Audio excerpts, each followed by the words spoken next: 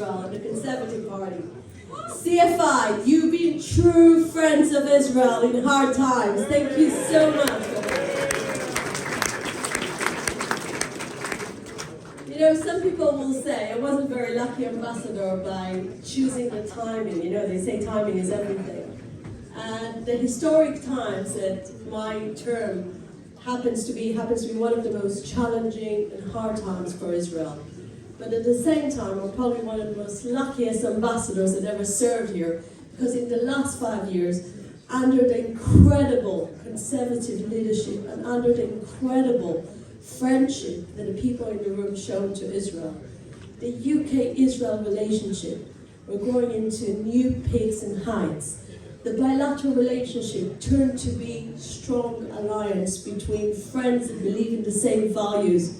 And I think we all saw what happened on the 14th of April when the Royal Air Force was defending Israel together with our troops, together with the international coalition, against Iran's attack on Israel.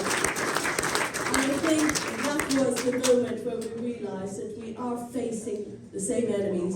We are sharing the same values. I want to start by thanking you. Political life are tough.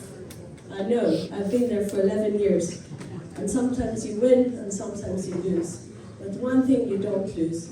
You don't lose the friendship with Israel. We will always be your friends as the Conservatives, whether you're in power and whether you're in opposition.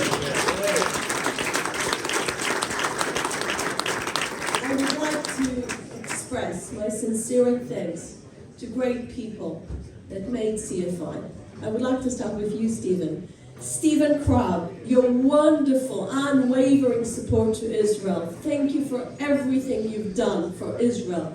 Thank you for the delegations. Thank you for coming to see firsthand to Kibbutz Be'eri, to Kfar Aza, to all those places where the atrocities happened. Thank you for being in Kiryat Shmona last week, our northern border, to see in your own eyes. This is how real friends behave, and thank you for that, Stephen. We will miss you so much.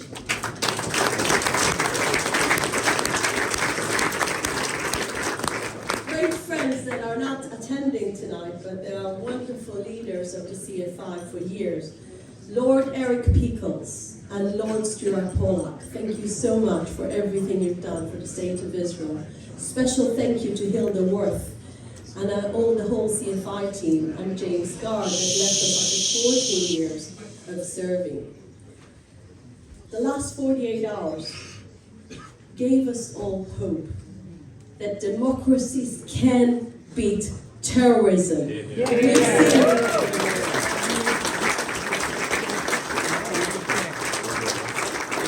We've seen how Israel eliminated the leader of Hezbollah, Hassan Nasrallah, one of the most archaic terrorists in the world. His hands were full of blood. Over hundreds of attacks against Israelis, against Jews, against Americans, against so many people around the world. The world is a better place without Hassan Nasrallah.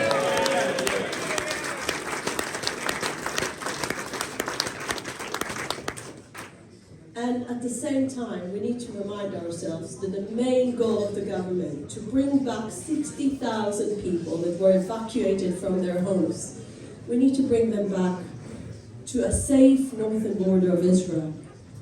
The Prime Minister of Israel, Benjamin Netanyahu, delivered a speech in the UN on Friday, and he was asking a simple question. He said, how many years, how many months, how many days do you think your government would have pulled up with a terror organization on your doorstep that is firing non-stop on your cities and turning your towns to be ghost towns?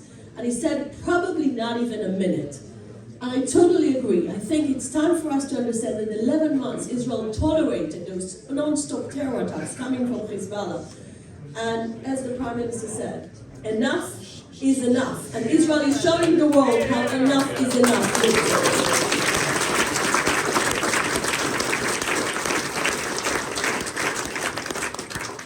We all remember where we've been last year.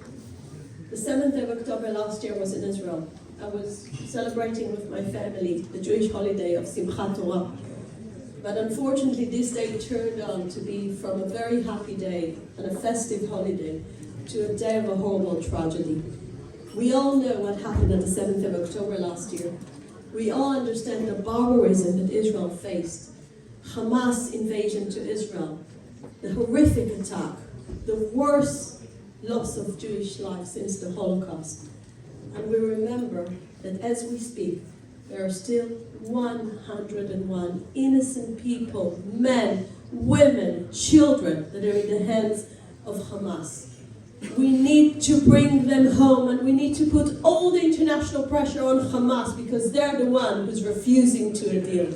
We will never forget our people. We will never stop fighting to their release. I would like to thank all the people that were standing in London rallies throughout the year, in Trafalgar Square, in Downing Street, to say thank you for not letting the world to forget. And just now to say how much we all believe that it's possible to bring them home. We just put the pressure in the right place. Thank you, dear Conservatives, for everything you have done. Thank you to the Shochat family for coming here and sharing their story. And thank you to all the people in the room that came today to say, we love Israel. Yeah.